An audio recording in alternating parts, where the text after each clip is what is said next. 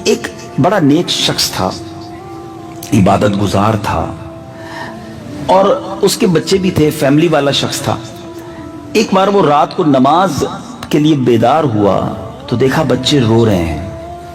معلوم کرنے پر پتہ چلا کہ بچے بھوک کی وجہ سے رو رہے ہیں، کھانا نہیں کھایا ہے، بڑے بھوکے ہیں۔ اور بیوی بچوں کو قریب بلایا اور کہا کہ گھبراؤ نہیں، کھانا نہیں ہے، مجھے پتہ ہے ہم غریب ہیں، ہمارے پاس آج رات روٹی نہیں ہے، آؤ ایسا کرتے ہیں کہ سب مل کر درود پاک پڑھنا شروع کر دیتے ہیں، آقا کی بارگاہ میں درود پڑھتے ہیں، درود کی برکت سے کرم ہو جائے گا، شاید ہماری قسمت کھل جائے اور اللہ تعالیٰ اپنے کرم سے ہمیں غنی کر دے۔ یہ لوگ درود پاک پڑھنے لگے اور جو شخص تھا نیک آدمی تھا، پڑھتے پڑھتے اس کی آنکھیں بند ہوئیں، نیند کا غلبہ ہوا، آنکھ لگی مگر قسمت جاگ اٹھی۔ نبیوں کے سلطان رحمت عالمیان صلی اللہ تعالیٰ علیہ وسلم کی زیارت ہوئی اور آقا علیہ السلام نے فرمایا کہ کل صبح سویرے فلاں مجوسی کے گھر جانا۔ مجوسی کہتے ہیں جو آگ کی پوجا کرنے والے ہوں، غیر مسلم ہوتے ہیں اور آگ کی پوجا کرتے ہیں۔ آقا فرما رہے خواب میں کہ فلاں مجوسی کے گھر جانا، اسے میرا سلام کہنا اور کہنا کہ تیری دعا قبول ہو گئی ہے، اور اس سے کہنا کہ نبی پاک علیہ السلام کا فرمان ہے کہ جو کچھ اللہ نے تجھے عطا فرمایا ہے اس میں سے میری مدد کر۔ اس پر وہ شخص جاگ گیا مگر حیران تھا کہ نبی پاک کسی غیر مسلم کے گھر مجھے بھیج سکتے ہیں، کسی مجوسی کو سلام کہہ سکتے ہیں، بڑی عجیب بات ہے۔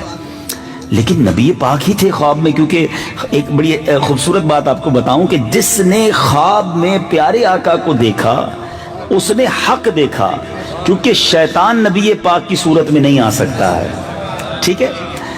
لیکن کنفیوز تھا، پھر سو گیا، ہیزیٹیشن تھی، تذبذب تھا، ڈبل مائنڈڈ تھا۔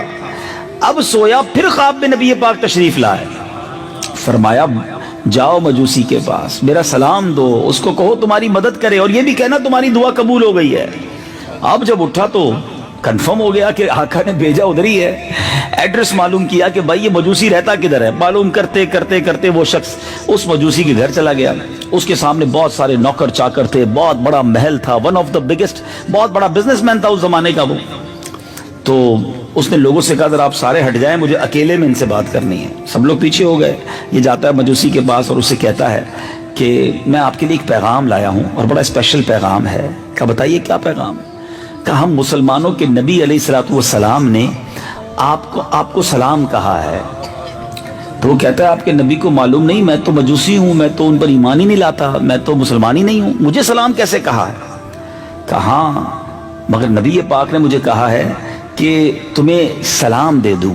تو کہا اچھا کچھ اور بھی انہوں نے فرمایا؟ کہا ہاں یہ بھی فرمایا ہے کہ تمہاری جو دعا ہے نا وہ قبول ہو گئی ہے، اور تمہیں یہ بھی کہا ہے کہ میں غریب آدمی ہوں، تمہیں جو اللہ نے دیا اس میں سے میری مدد بھی کرو۔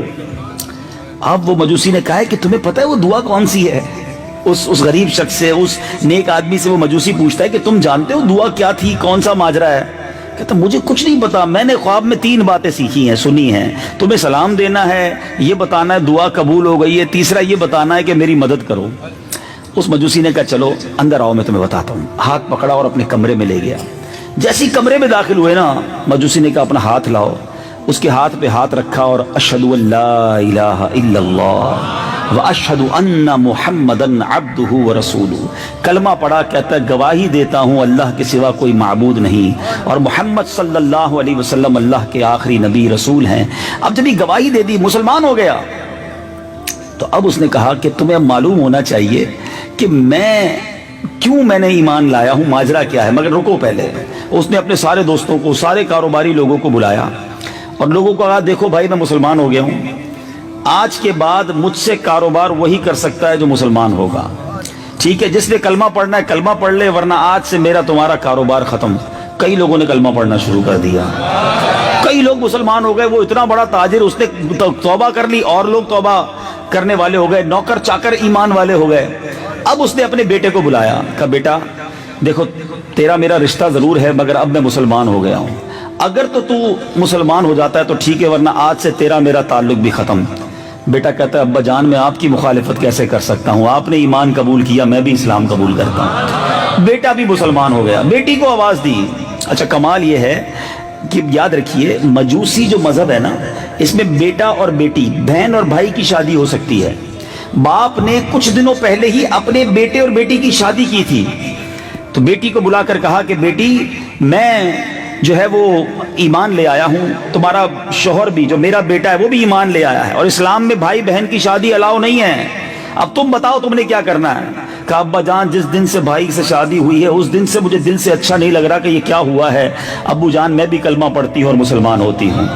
دونوں بھائی بہن میں بھی جدائی ہو گئی۔ اب وہ بھائی بہن تھے، ظاہر ہے یہ تو حرام کام تھا، غلط کام تھا۔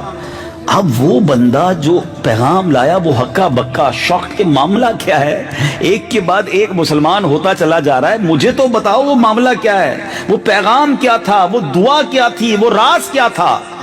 اب وہ کہتا ہے بھائی مسئلہ یہ ہے کہ میں نے اپنے بیٹے اور بیٹی کی شادی کچھ دنوں پہلے ہی کی تھی، بہت بڑی دعوت کی تھی، سارے شہر کو بلایا، زبردست کھانا پکایا، سب کو کھانا کھلایا، طرح طرح کے کھانے تھے، پیسہ بہت تھا، سارے لوگ آئے تھے۔ کہتا ہے جب شادی سے فارغ ہو کر میں اپنے فرش پر اپنے بیڈ پر جا کر لیٹا تو میرے پڑوس میں ایک بیوہ عورت رہتی ہے، اس کی چھوٹی چھوٹی بچیاں ہیں اور وہ سب سید زادیاں ہیں، مسلمانوں کے نبی کی اولاد سے ہیں۔ مجھے ان کی رونے کی رات کو آواز آئی اور میں سن رہا تھا کہ وہ اپنی ماں سے بچی کہتی ہے کہ امی جان ہمارے پڑوسی نے جو مجوسی ہے اتنی بڑی دعوت کی، ہمیں کھانے کو نہیں بلایا، آج ہم بھوکے سوئے ہوئے ہیں، ہمیں یاد بھی نہیں کیا اور ہم فقر و فاقہ کا شکار ہیں۔ اب یہ شخص کہتا ہے جب میں نے یہ سنا کہ میرے بالکل برابر میں غریب لوگ رہتے ہیں اور وہ ٹھیک ہے میں مسلمان نہیں ہوں مگر ان کا تو نبی کی آل سے تعلق ہے، وہ آقا کی آل سے ہیں، مسلمانوں کے نبی کی اولاد سے ہیں۔ کہتا میں کھانا لیا، کپڑے لیے، راتوں رات میں نے سارا سامان ارینج کیا اور میں اس غریب گھرانے میں پہنچ گیا، جا کر میں نے کھانا بھی پیش کیا، کپڑے بھی پیش کیے، اور جب ان کو دیا تو بچیاں امی سے کہتی ہیں امی جان ہم کیسے کھائیں، یہ تو غیر مسلم کے گھر کا کھانا ہے، یہ لے تو آئے ہیں مگر ہم کیسے کھائیں۔ تو اب ماں کہتی ہے کہ بیٹا اب تم بھوکے بھی ہو، حالت بھی خراب ہے، بھوک سے حال بھی برا ہے، یہ اللہ کی طرف سے رزق آیا ہے۔ تو بیٹیاں کہتی ہیں امی جان ہم کھانا تو اس وقت تک نہیں کھائیں گے جب تک اللہ تعالیٰ اس مجوسی کو اسلام کی دولت نہ دے دے۔ اب اور ہمارے جد امجد ہمارے آقا ان کو جنت میں داخلہ نہ عطا فرما دیں۔ اب ان سید زادیوں نے ہاتھ اٹھایا، وہ مجوسی دیکھ رہا ہے کہ آل رسول غریب بچیاں جو ہیں اللہ کی بارگاہ میں دعا کر رہی ہیں، اے اللہ ہمارے اس پڑوسی کو اسلام کی دولت دے دے، اے رب کریم ہمارے آقا علیہ الصلوۃ والسلام کی اس کو شفاعت نصیب فرما۔ بچیاں دعا کرتی جاتی، ماں آمین کہتی جاتی ہیں۔ اب یہ مجوسی جو ہے واپس آ گیا، کہتا ہے میں تو ابھی آیا ہی ہوں، رات سویا ہوں اور صبح تم نبی پاک کا پیغام لے کر آ گئے ہو اور آقا نے کہا ہے دعا قبول ہو گئی ہے، تو سنو ایمان تو تمہارے سامنے قبول کر لیا ہے، اب امید ہے جنت میں بھی نبی پاک ساتھ ہی لے جائیں گے۔ اب سنو میں تمہارے ساتھ پورا تعاون کروں گا۔ اب یہ دوسرا غریب آیا تھا نا، پہلے تو سید زادیوں کی مدد کی تھی، اب ایک اور پیغام لے کر جو نیک شخص غریب آدمی آیا تھا، کہا تمہارے ساتھ پورا تعاون کروں گا۔ دیکھو میں نے اپنے بیٹے بیٹی کا نکاح کیا تھا، آدھا مال تو انہیں دے دیا تھا، آدھا اپنے پاس رکھ لیا ہے، اب تو پھر دونوں میں جدائی ہو گئی ہے، سنو ہمارے پاس آدھا کافی ہے، میرا آدھا مال تم لے جاؤ، اپنے بچوں کی مدد کرتے چلے جاؤ۔ امیت اسلامی بھائیوں یہ سعادت الدارین نامی کتاب میں بھی واقعہ موجود ہے۔ اب صرف اس ایک واقعے پر میں آج بیان کر لوں تو کافی ہے، اس میں ہی اتنے سارے مدنی پھول ہیں کہ آج اب سوچتے چلے جائیں کہ اس ایک واقعے میں کتنے درس ہیں۔ سب سے پہلی بات، نیک شخص تھا، پرہیزگار تھا، مگر اللہ کی رضا پر راضی رہتا تھا، کھانے کو نہیں تھا مگر زبان پر شکوہ بھی نہیں تھا، یہ نہیں کہتا تھا یا اللہ میں نمازیں بھی پڑھتا ہوں، میں درود بھی پڑھتا ہوں، میں روزے بھی رکھتا ہوں، مگر بچوں کو کھانے کو بھی تو نے کچھ نہیں دیا، شکوہ نہیں تھا، شکایت نہیں تھی، اس حال میں بھی رب کی رضا پر وہ راضی تھا۔ شاعر لکھتے ہیں نا زباں پر شکوہ رنج و علم لایا نہیں کرتے، زباں پر شکوہ رنج و علم لایا نہیں کرتے، نبی کے نام لیوا غم سے گھبرایا نہیں کرتے۔